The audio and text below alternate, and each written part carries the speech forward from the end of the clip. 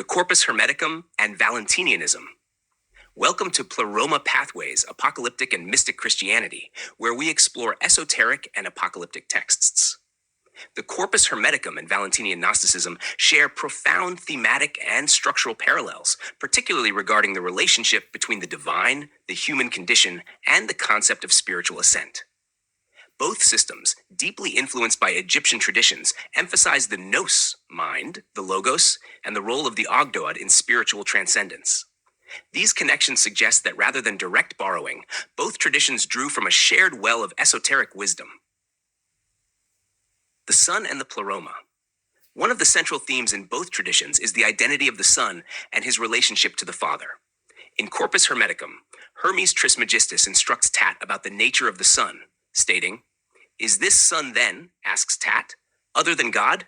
"No," answers Hermes. "It is the mystery of sameness, not of difference. It is the Pleroma, not the insufficiency. All in all, out of all powers composed." This understanding of the Sun as the fullness, Pleroma, resonates with Valentinian thought. The Valentinian system holds that Christ embodies the totality of divine emanations, integrating all the aeons into himself as the common fruit of the Pleroma. The Hermetic perspective, which affirms the Sun as the completion of divine powers, aligns with the Valentinian view that Christ is the unifying principle of divine manifestation. The Ogdoad and spiritual ascension. The Ogdoad plays a crucial role in both traditions, signifying the threshold between material existence and the higher divine realms. In Valentinianism, the Ogdoad is described in excerpts from Theodotus. "Him whom the mother brings to birth, she leadeth unto death and to the world. But him whom Christ brings to rebirth, he changeth into life unto the Ogdoad." This transformation represents the transition from worldly bondage to spiritual liberation. Similarly, in Corpus Hermeticum, the Ogdoad marks the stage where the soul transcends fate. Tat now desires to hear the praise-giving of the powers, which only those can sing who have reached the stage called eighth, or the Ogdoad. This is the state above the harmony or the hebdomat of fate. This Ogdoadic state, described as the hearer of the eternal praise-giving, aligns with the Valentinian concept of escaping the material realm and entering divine wisdom. The Hermetic and Valentinian systems, therefore, portray the Ogdoad as the realm of spiritual renewal, a gateway to higher knowledge. The perfected human and the Logos. Both traditions emphasize the role of the Logos in forming the perfected human, who embodies divine knowledge. In Corpus Hermeticum, Hermes teaches about the mind-led individual. The perfect man is he who has received the mind. This echoes Basilides' concept of the perfect man, as well as the Valentinian understanding of spiritual maturity. Hippolytus records that Valentinus himself had a vision of the Logos as an infant. Valentinus says that he once saw a babe that had only just been born, and that he proceeded to question it to find out who it was. And the babe replied and said it was the Logos. This imagery aligns with Corpus Hermeticum, where Hermes speaks of the pure infant. "Behold an infant's soul, my son, that is not yet cut off, because its body is still small, and not as yet come unto its full bulk." Both systems use the infant motif to symbolize the Logos as a manifestation of divine purity, untainted by material corruption. The Valentinian Psalm of Valentinus further reflects this hierarchical structure of spiritual dependency. "All things depending from spirit I see, all things supported by spirit I view, flesh from soul depending, soul by air supported, air from ether hanging, fruits born of the deep, babe born of the womb."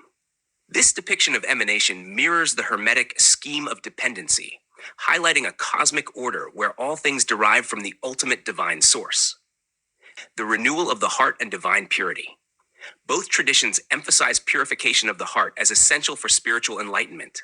In one of his letters, Valentinus writes, "One alone is good, whose free utterance is his manifestation through his Son. It is by him alone that the heart can become pure, when every evil essence has been expelled from it." This notion of divine purification closely resembles Corpus Hermeticum's teaching on the mind's action upon the soul. With the action of the mind on the soul in incarnation, compare CHX, Zai, 1819, where the office of the mind in respect to the soul out of incarnation is graphically described. The heart, defiled by worldly influences, is likened by Valentinus to an unclean inn. As far as I can see, the heart seems to receive somewhat the same treatment as an inn. Thus is it with the heart, so long as it has no care taken of it, ever unclean, and the abode of many daemons. However, once the Father's light enters, purification occurs, and the purified heart is granted divine vision. But when the alone good Father hath regard unto it, it is sanctified and shineth with light, and he who possesseth such a heart is so blessed that he shall see God.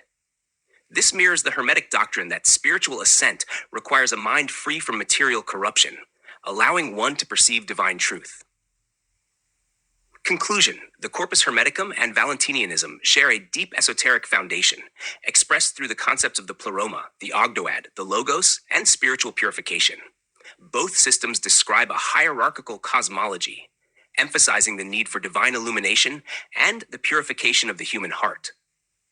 The similarities between these traditions suggest that they were drawing from a common spiritual tradition, shaped by Egyptian and Hellenistic thought.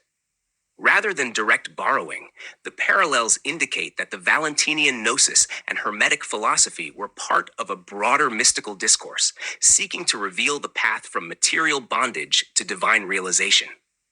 The echoes between Hermes' teachings and Valentinus' revelations affirm a shared pursuit of wisdom, where the sun, the mind, and the Logos guide the soul toward the fullness of divine knowledge.